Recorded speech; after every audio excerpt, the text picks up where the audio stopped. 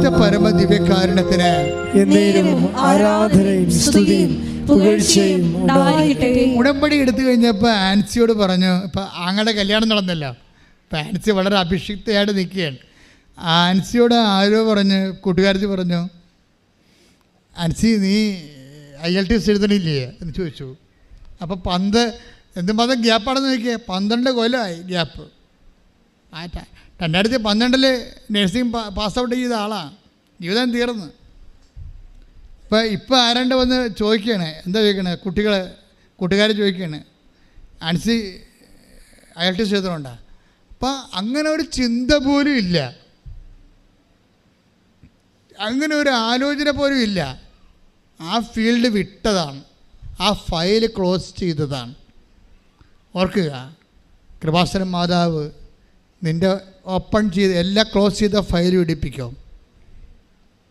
കാര്യം തന്നെ, അവർ അഹ്റോൻ്റെ പുത്രിയാണ്. അഹ്റോൻ്റെ നമുക്കറിയാമല്ലോ, ഒരു പച്ചത്തിരി ഇതിനകത്തുണ്ടല്ലോ ഇല്ലേ, ഉടമ്പടിയിൽ ഒരു പച്ചത്തിരിയുണ്ട്. അതെന്താണ്?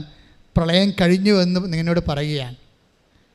പച്ചത്തിരി നിനക്ക് തരുമ്പോൾ എന്താണ് കൃപാസനം അമ്മ നിന്നോട് പറയണത്? മകനെ നിൻ്റെ ജീവിതത്തിൽ പ്രളയം കഴിഞ്ഞു. ബൈബിളിൽ പ്രളയം കഴിയുമ്പോഴല്ലേ, കര തെളിയുമ്പോഴല്ലേ ഒരുവിൻ്റെ കൊമ്പും കൊത്തിക്കൊണ്ട് പ്രാവ് വരണത്. അത് പച്ച നിറമാണ്. കൈയിടിച്ച് കർത്താസലല്ലേ. ഞങ്ങളുടെ വരണ്ട കമ്പുകളെ തളിർപ്പിക്കുന്ന അവിടുത്തെ സ്നേഹത്തിന് നന്ദി പറയുന്നു. പരിശുദ്ധ പരമ ദിവ്യകാരുണ്യത്തിന് ആരാധനയും സ്തുതിയും പുകഴ്ചയും ഉണ്ടായിരിക്കട്ടെ. ജാൻസി അമ്മയോട് പറഞ്ഞു, അമ്മേ ആൾക്കാരൊക്കെ പിള്ളേരൊക്കെ എന്നെ IELTS വിളിക്കണുണ്ട്, പക്ഷേ എനിക്ക് വയസ്സ് 35. അവിടെ പോയിരിക്കുമ്പോൾ എനിക്ക് ചമ്മലാണ്. അവിടെ 20 വയസ്സുകാരാണ് ഇരിക്കണത്, ക്ലാസ്സിൽ 20 വയസ്സുകാരാണ് ഇരിക്കണത്. എനിക്ക് വയസ്സ് 35. അവരാണെങ്കിൽ 20 വയസ്സുകാരുടെ ഇപ്പോഴത്തെ അവസ്ഥ അറിയാമില്ല, ഭയങ്കര ക്യാച്ചിങ്ങാണ്. അവർ നല്ല ഇംഗ്ലീഷ് മീഡിയം സ്കൂളിൽ പഠിച്ചിട്ടല്ലേ എപ്പോഴാന്ന് അവർ സായിപ്പിനെ പോലെ ഇംഗ്ലീഷ് പറയണത്. ഇവിടെ കുറേ വർഷം കഴിഞ്ഞ് ഗ്യാപ്പ് വിട്ട് ടച്ച് വിട്ട് പോയിരിക്കുകയാണ്.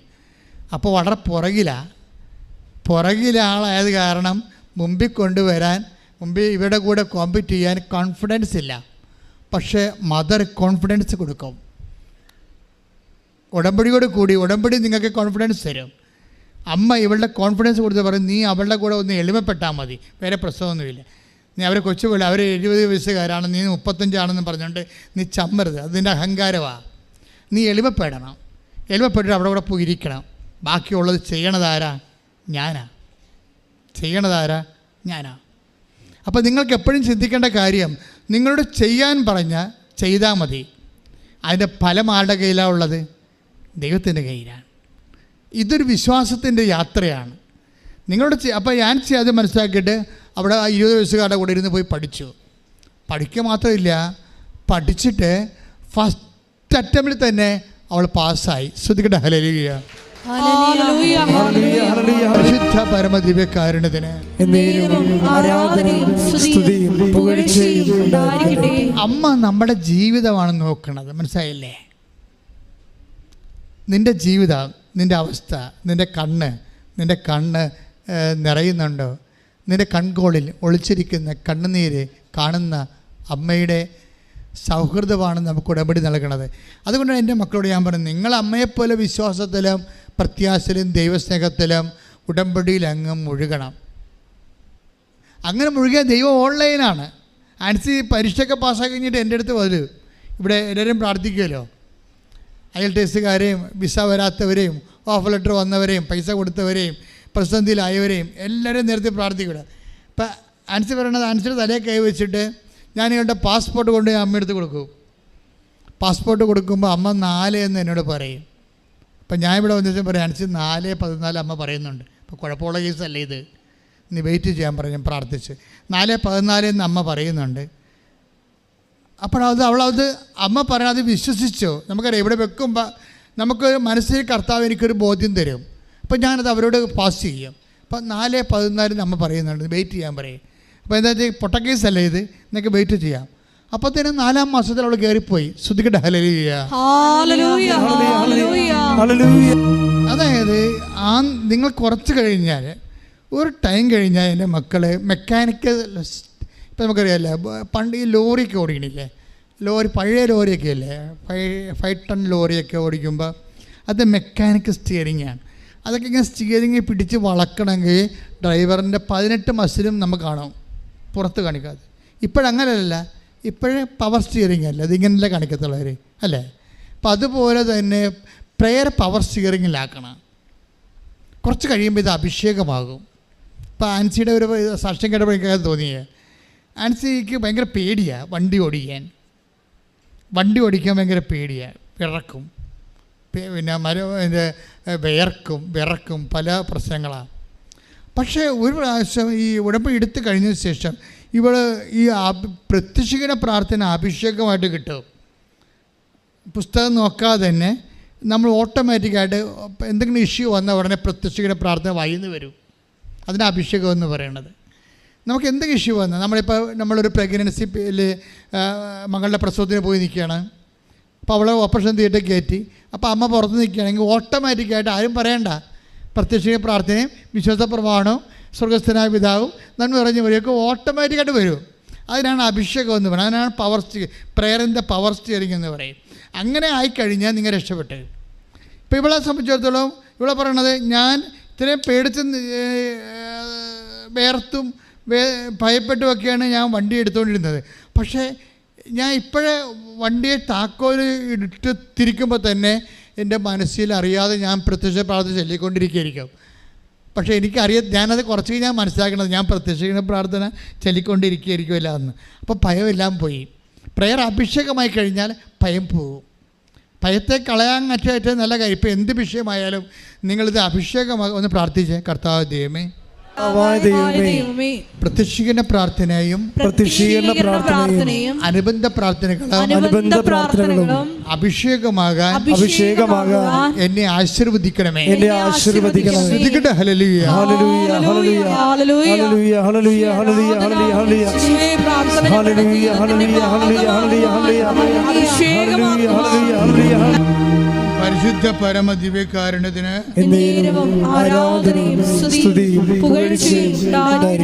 അപ്പോൾ നിങ്ങൾ ഈ ഉടമ്പടി 1, 2 ഒക്കെ പുതുക്കി വരില്ലേ? ഇപ്പോൾ ഉടമ്പടി സിൽവർ ഗ്രേ നിങ്ങൾ കണ്ടോ? 10 12 പേർക്ക് ഇഷ്യൂ ചെയ്തിട്ടുണ്ട് ഉടമ്പടി സിൽവർ ഗ്രേ. എന്നുവെച്ചാൽ 4ാം കൊല്ലം ഉടമ്പടിയിൽ ജീവിക്കുന്നവരെയാണ് സിൽവർ ഗ്രേ വരണം ഫസ്റ്റ്. അപ്പോൾ അവരെ സംബന്ധിച്ചിടത്തോളം ഉടമ്പടി ജീവിത രീതിയാകും. ചിലപ്പോൾ 1,00,000 പേർ ഉടമ്പടി എടുത്താൽ ചിലപ്പോൾ 10 പേരൊക്കെ ആ മേഖല വരത്തുള്ളായിരിക്കും. ഇനി കൂടുതൽ വരാൻ സാധ്യതയുണ്ട്. കാര്യം ആൾക്കാർ ഒത്തിരി പേര് ഉടമ്പടി ജീവിത രീതി പോലെ എടുക്കുന്നുണ്ട്. കാര്യം അത് കൗതാശികമായിട്ട് ആൾക്കാരെ ശക്തിപ്പെടുത്തും, സഭയുമായിട്ട് ശക്തിപ്പെടുത്തും. അവൻ ഏത് സഭയിലാണ് വിശ്വസിക്കണം ആ സഭയിൽ അവനെ ശക്തിപ്പെടുത്തും. അങ്ങനെ കൃത്യതയോടുകൂടി ദൈവത്തിൻ്റെ കൂടെ സഞ്ചരിക്കുന്നത് ഏറ്റവും ഇസഡ് കാര്യങ്ങളിൽ. അതായത് നമ്മൾക്ക് ഇന്ന കാര്യമൊന്നുമല്ല, എന്ത് കാര്യവും നമുക്ക് കമ്മ്യൂണിക്കബിളാണ്. ഒരു മരിയ സ്പിരിച്വാലിറ്റി ഫോളോ ചെയ്യുമ്പോൾ ഉണ്ടാകുന്ന ഗുണം ഇതാണ്. അമ്മയ്ക്കൊന്നും നിസ്സാര ചെറിയ കാര്യങ്ങളല്ല. അമ്മ സന്തോഷിക്കണമൊക്കെ വലിയ കാര്യത്തിലായിരിക്കും, ചെറിയ കാര്യത്തിൽ സന്തോഷിക്കത്തില്ല. പക്ഷെ എന്നൊക്കെയല്ല, അതായത് അമ്മ സന്തോഷിക്കണതൊക്കെ വലിയ കാര്യത്തിലാണ് സന്തോഷിക്കണത്, ചെറിയ കാര്യത്തിൽ. നിങ്ങളും അതുപോലെ ഇരിക്കണം, ഞാനും അതുപോലെ ഇരിക്കണം. ചെറിയ കാര്യത്തിൽ ഇപ്പോൾ നമുക്കറിയാമല്ലേ, ഇപ്പോൾ ലുക്കായുടെ സുവിശേഷം 1:49 എടുത്തേ. ലൂക്ക 1:49. ശക്തനായവൻ എനിക്ക് വലിയ കാര്യങ്ങൾ ചെയ്തിരിക്കുന്നു. ഒന്നേറ്റ് പറഞ്ഞേ, ശക്തനായവൻ എനിക്ക് വലിയ കാര്യങ്ങൾ ചെയ്തിരിക്കുന്നു. അപ്പൊ ശക്തനായ എനിക്ക് വലിയ കാര്യങ്ങൾ ചെയ്തിരിക്കണം എന്ന് പറയുമ്പോഴേ അത് അതിന്റെ ഫീൽ എന്താണ്? സന്തോഷമാണ്. സന്തോഷത്തിലാണ് ഇത് പറയണത്. സന്തോഷത്തിന്റെ അടിസ്ഥാനം എന്താണ്? ലുക്ക 1:47 എടുത്തേ. ലുക്ക 1:47. എന്റെ ചിത്തം എന്റെ രക്ഷകനായ ദൈവത്തിൽ ആനന്ദിക്കുന്നു. അപ്പൊ അമ്മയുടെ ആനന്ദം എപ്പോഴും ക്രിസ്തുവിന്റെ അടിസ്ഥാനത്തിലാണ്. മനസ്സിലായില്ലേ? ശരീരത്തിന്റെ അടിസ്ഥാനത്തിലല്ല. ഒരു വിശ്വാസിയുടെ ആനന്ദം എപ്പോഴും ക്രിസ്തുവിന്റെ അടിസ്ഥാനത്തിലായിരിക്കണം. കാര്യം ക്രിസ്തുവിന് മഹത്വം ഉണ്ട്, നമുക്ക് ആനന്ദമുണ്ടാകും. ചിലപ്പോൾ നമ്മുടെ കാര്യത്തിൽ താമസിച്ചു പോയാലും, നമ്മുടെ രോഗം സുഖപ്പെടാതെ താമസിച്ചാലും, അതുവഴി നമ്മുടെ വിശ്വാസം വളർന്ന് ക്രിസ്തുവിന് മഹത്വം ഉണ്ടായി നമുക്കെന്താ ഉണ്ടാകണം?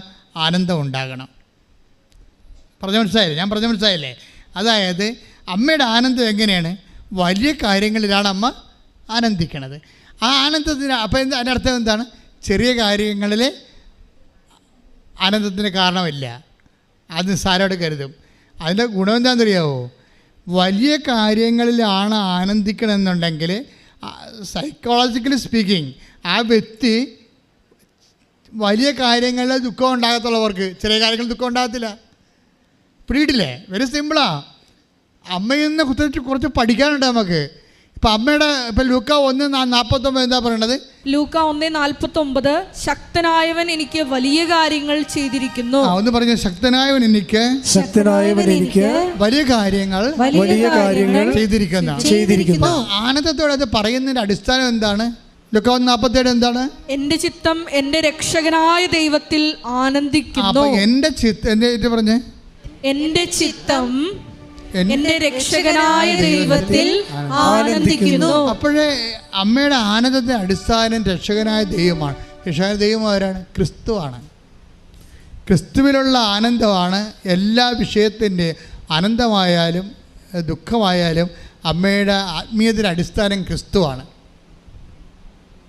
അപ്പോൾ ക്രിസ്തുവിൽ മാത്രം ആനന്ദിക്കുന്ന കാരണം വലിയ കാര്യങ്ങൾ മാത്രമേ അമ്മയെ സന്തോഷിപ്പിക്കാൻ പറ്റത്തുള്ളൂ. ദാറ്റ് മീൻസ് ചെറിയ കാര്യങ്ങളിൽ അമ്മയ്ക്ക് സന്തോഷം അത്ര കണ്ട് പ്രാധാന്യം ഇല്ല എന്നുണ്ടെങ്കിൽ അതുപോലെ തന്നെ എനിക്ക് അമ്മയുടെ ദുഃഖത്തിൻ്റെ നിലവാരവും. ചെറിയ കാര്യങ്ങളൊന്നും ദുഃഖിക്കത്തില്ല. നിങ്ങളിങ്ങനെ ആവശ്യമില്ലാതൊക്കെ മോങ്ങിക്കൊണ്ട് നടക്കുന്നതിൻ്റെ അർത്ഥം. ക്രിസ്തീയ ജീവിതം അങ്ങനെയാണ്, മനസ്സിലായില്ലേ? പട്ടിമോങ്ങണ പോലെ കാണണം എല്ലാത്തും. ഇപ്പോൾ ഒരു പെണ്ണ് നേരത്തെ പറഞ്ഞ് എൻ്റെ മകള് ലൈൻ അടിച്ചവൻ്റെ കൂടെ പോയെന്ന് പറഞ്ഞു. ഞാൻ പറഞ്ഞു നല്ല കാര്യമെന്ന്. എന്താ കാര്യം? നിനക്കിന് ഇപ്പം എൻ്റെ അവന് ചെറുക്കിടക്കേണ്ട ആവശ്യമില്ല ഉണ്ടാ? ഇല്ല, തീർന്നു. ആ പ്രശ്നം തീർന്നു. എല്ലാ പ്രശ്നവും തിരിക്കണം നിനക്ക്. ഞാൻ പറഞ്ഞ് മക്കളെ പറഞ്ഞ് വിടരുത് കേട്ടാ. എന്താ ഇവളെ എല്ലാത്തിനും മോങ്ങണ പാർട്ടിയാണ്. ഞാൻ പറഞ്ഞു നിൻ്റെ ഭർത്താവ് വെള്ളം അടിച്ചെന്നും പറഞ്ഞു നീ എൻ്റെ അടുത്ത് മോങ്ങിയില്ലേ കുറേ നാളായിട്ട്?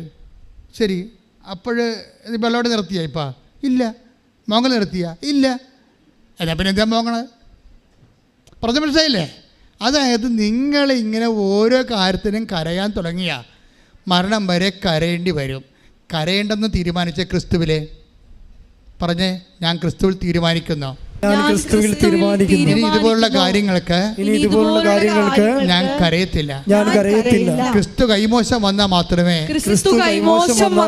ഞാൻ വലിയ വിഷമം പരിശുദ്ധ അമ്മയെ പോലെ പ്രകടിപ്പിക്കത്തുള്ളൂ. ആത്മാവേ പരിശുദ്ധാത്മാവേ സുവിശേഷത്തിന്റെ പക്വതയിലേക്ക് പരിശുദ്ധ അമ്മ പ്രകടിപ്പിച്ച ജീവിത സമീപനത്തിലേക്ക് ഉടമ്പടിയിലൂടെ എന്നെ ഉയർത്തണമേ. ഹല്ലേലൂയ ഹല്ലേലൂയ ഹല്ലേലൂയ ഹല്ലേലൂയ ഹല്ലേലൂയ യേശുവേ നന്ദി. ഹല്ലേലൂയ ഹല്ലേലൂയ ഹല്ലേലൂയ ഹല്ലേലൂയ ഹല്ലേലൂയ ഹല്ലേലൂയ.